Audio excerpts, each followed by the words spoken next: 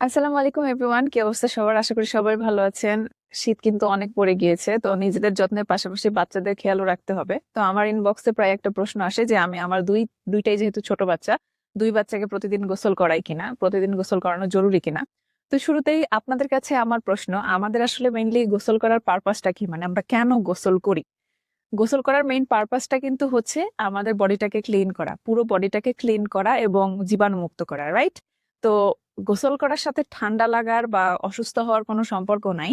একটা জিনিস মাথায় রাখবেন, আপনি যত নিট অ্যান্ড ক্লিন তত আপনি কিন্তু রোগমুক্ত থাকবেন। তো গোসল করার সাথে ঠান্ডা লাগার কোনো সম্পর্ক নেই, সত্যি কথা বলতে। সো বাচ্চাদেরকে প্রতিদিন গোসল করানোর চেষ্টা করবেন, এবং প্রতিদিন গোসল করালে কিন্তু বাচ্চা পরিষ্কার থাকবে, এবং বাচ্চা পরিষ্কার থাকলে মানে জীবাণুমুক্ত থাকলে কিন্তু সে কম অসুস্থ হবে।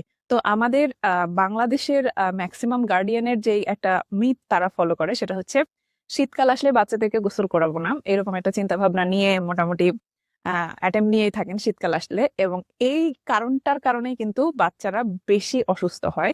কারণ দেখবেন যে 1 থেকে 1.5 বছরের বাচ্চারা, আহ ছোট বাচ্চারা বিশেষ করে, তারা কিন্তু শীতেও ঘামে। আমি জানি না অন্যদের বাচ্চা ঘামে কিনা, আমার বাচ্চা ঘামে, এবং আমার দুই বাচ্চাই ঘেমেছে। ব্রেস্ট ফিডিং টাইমে সব থেকে বেশি ঘামে, রাত্রেবেলা দেখা যায় মাথা অনেক বেশি ঘেমে থাকে।